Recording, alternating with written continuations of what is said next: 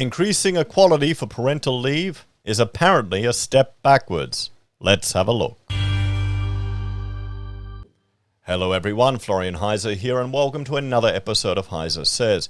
Grab your stein of coffee, because this is a good one. Now, in the budget that was released yesterday, they've made some changes to access for paid parental leave. Now, it used to be that the wife gets 18 weeks, dad gets 2 weeks. But now it's all a 20-week time bank, and you can divide it and do what you will with it. That gives you greater flexibility. Now, as a father of 6, I have a little bit of experience regarding raising children, and particularly the first few years of them. It's very, very important for a mother to spend time with an infant and bond and breastfeed and build that relationship. That can have an impact on the IQ of that child for their entire life. So the financial burden, the sacrifice we're making for this can result in a higher IQ for our entire civilization over time, rather than sticking them in daycare at such a young age. So it's a very important issue. But also allowing dads to have more time, or mums and dads to have the time simultaneously and both take it off so there's more support there. That seems like a great idea. Why is this a step backwards? This is equality. But, let's have a look. This is a media release here from Dr. Lenora Heise from RMIT University. Okay. Changes to paid parental leaves a step backward for gender equality. Now, they've changed it so it's equal. There's 20 hours, and you can divide it up however you want. The individual, the parents, God forbid, we can't use that word anymore, can choose. A couple can kind of decide who wants to take more time off. Isn't that good? Isn't that equal? I thought that's what we want. But no, apparently it's a step backwards. Let's have a look. The budget's change to paid parental leave flexibility is a step backwards for gender equality. International research clearly shows, where's the references, that removing the leave allowance earmarked for fathers results in mothers taking more leave, with little response from fathers. And if individuals choose to do that, they're not removing the leave allowance for fathers, they're putting it in a time bank that both can use. What's wrong with that? This policy change will have the effect of further entrenching traditional gender roles in Australian households. Okay, here's the thing the feminists don't get. Traditional gender roles are there for a reason. We're a biologically different species. There's differences between men and women. And you will find that older and more life experience you have, you may kind of just take on these traditional gender roles, even if you try to fight it, everyone. Because as a team, as a couple working together, you've got to divide and conquer and take on the world and raise your family together as a team. That's how it works. Extending the amount of use it or lose it paid parental leave for fathers would have been more effective in supporting more men to be part of their children's upbringing and more women to extend their workforce participation. This policy design is clearly not being guided by the research and the evidence. No, it's using these, it's not, what's happening is they're not increasing the cost burden of this service that they're already stealing money off people to fund. They're just giving more flexibility to the citizens. I know lefties don't like that. I know feminists don't like that. Oh, we can't have the plebs thinking, no, sorry, Bob. Childcare subsidies previously announced by the government must be accompanied by expansions in workforce capacity. Otherwise, this risks pushing childcare fees upwards and eroding the quality of childcare provided by lumping more demand on a sector that is already at capacity and struggling to retain workers. But there is little in the budget to support the retention and expansion of the childcare and aged care workforces through better wages and working conditions. Aged care shouldn't even be in here. It's got nothing to do with this. You're talking about childcare, so stick to the topic.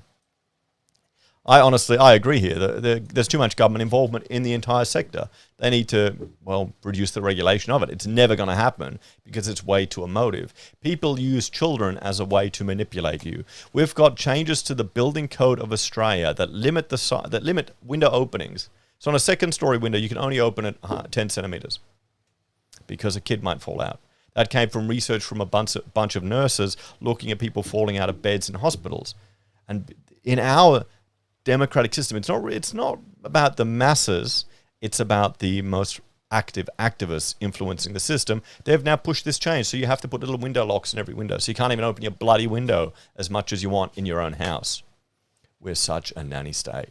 So I'd suggest we reduce regulation in childcare and allow more freedom, or even reduce the tax burden on people. Or here's an idea. How about we let families write off the interest on their primary residence, so it's probably more affordable to have one person at home raising the kid. And I don't care if the feminists are shitty, that it may most likely be the mothers. That happens, let it happen. The budget splashes a lot of cash across the economy to attempt to relieve cost of living, but this higher stimulus adds fuel to inflationary pressures. Instead of short-term cost relief, the economy needs long-term investment and expands the country's productive capacity. Through greater investment in research, the health and care workforces, bedpan economy isn't going to increase our productive economy. The bedpan economy isn't a productive part of our economy. Sorry to say that. And a lot of that's health as well. How much of our health sector is just because of our shit diet? Just think about that. How many people are employed in our entire healthcare system purely because we have dietary guidelines that are utter garbage? People all have metabolic disease. Most Australians will probably on the verge to it, end up diabetes, and then have all these things in their older age when they really don't need it. So there's no innovation there. But anyway, housing supply, digital connectivity, and dismantling the real barriers to women's economic inclusion. I don't know. I'm married to a woman, so, I guess I'm skeptical about all this bullshit, to be honest. So there we go. Research fellow with the Women and Public Policy program at Harvard University. The national chair of the Women in Economics Network. So she's got an agenda, which I understand. But there's nothing wrong with traditional gender roles. It served humanity for all of our existence. And here's the thing. Well, let's talk. Fundamentally, what we have here is a policy that is treating mothers and fathers, or both partners, as equal and giving them the ability to choose how to use the time that is provided to them. Feminists aren't happy with it, because they don't want you to have that flexibility, because the mother may want more time with their child, because that's what they choose. If they can do it, they can do it. Because here's the thing. Here's a truth bomb for you. Who can breastfeed? It's the mother. Okay? Who is exhausted after giving birth? Who is exhausted after carrying a baby for months? I wonder. Come on. Anyway. What do you think about this one, guys? Do you think we should have flexibility and choice to use this ourselves, or does the government need to dictate it to us? You let me know in the comments below. As always, thanks for watching. Like, share, subscribe to the channel. If you're a fan and enjoy the content I find put together here, there are a few ways you can help out. You can join us on YouTube or Patreon, sign up for SelfWealth or Stake, or use our affiliate links at Amazon, eBay, Independent Reserve, or AussieBroadband. Take care, everyone. Have a great day, and I will see you in the next episode. I'll try to remember to link to the video I did earlier today about the entire budget. It's more debt, more spending, more handouts. I can't say anyone's at all surprised. I'm certainly not. Take care, guys, and I'll see you in the next episode. Bye for now.